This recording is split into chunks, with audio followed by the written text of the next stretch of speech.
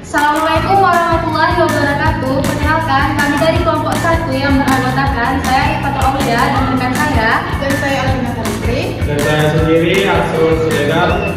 Di sini kami akan membuat video mata kuliah manajemen keuangan. Selamat menonton. Baik, di sini saya akan menjelaskan tentang pengertian dan kegunaan analisis rasio keuangan. Rasio keuangan adalah salah satu alat analisis keuangan yang dapat menjadi tolak ukur atau parameter dalam menilai kinerja suatu perusahaan, khususnya dalam efisiensi penggunaan sumber daya serta pengelolaan keuangan. Rasio keuangan dihitung melalui beberapa komponen penting yang ada pada laporan keuangan, seperti laba rugi, arus kas, neraca, dan sebagiannya. Selain menjadi tolak ukur dalam menilai kinerja perusahaan atau bisnis, rasio keuangan juga disebut sebagai financial ratio, seringkali digunakan sebagai data pendukung dalam pengambilan keputusan. Dengan adanya data ini, pihak manajemen dapat memprediksi langkah yang tepat dan sekiranya terjadi di masa yang mendatang. Secara garis besar, analisis rasio keuangan berguna untuk menunjukkan kesehatan finansial suatu perusahaan. Namun dalam penerapannya terdapat beberapa kegunaan lainnya yang perlu diperhatikan, seperti yang pertama, mengidentifikasi kelemahan yang dapat menurunkan performa perusahaan. Kemudian sebagai penilaian performa perusahaan terhadap manajemen ke depannya. Kemudian menjadi pembanding dengan perusahaan di sektor yang sama. Kemudian memastikan posisi keuangan dalam suatu periode tertentu. Dan yang terakhir, membantu menentukan langkah-langkah perusahaan dalam periode selanjutnya.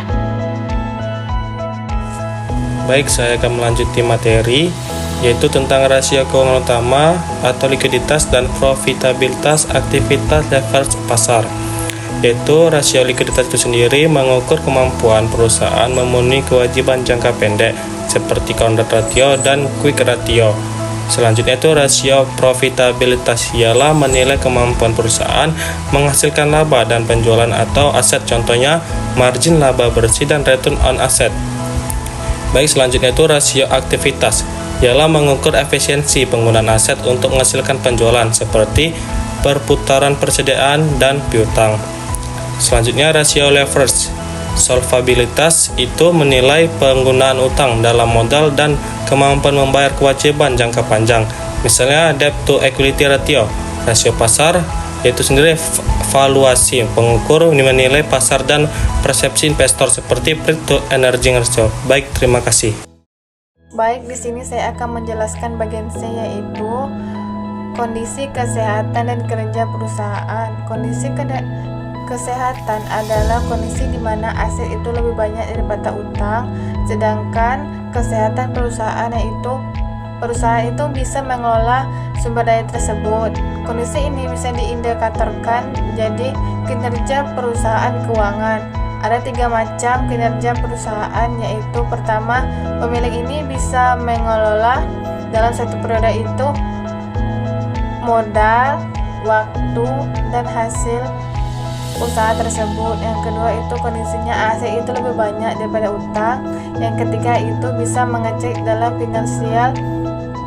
finansial check up. Indikator kesehatan bisa dilihat dari indikator keuangan. Yang pertama yaitu rasio keuangan, likuiditas, tabungan, dan investasi kekayaan bersih. Indikator kesehatan bisa dilihat dari indikator keuangan. Yang pertama yaitu rasio keuangan, likuiditas, tabungan, dan investasi kekayaan bersih. Indikator yang bisa digunakan dalam kinerja keuangan, yang pertama itu analisis laporan keuangan, rasio keuangan, sumber penggunaan uang kerja, sumber penggunaan uang kas, analisis laporan laba rugi. Kinerja ini bisa dilakukan dalam keuntungan di masa depan.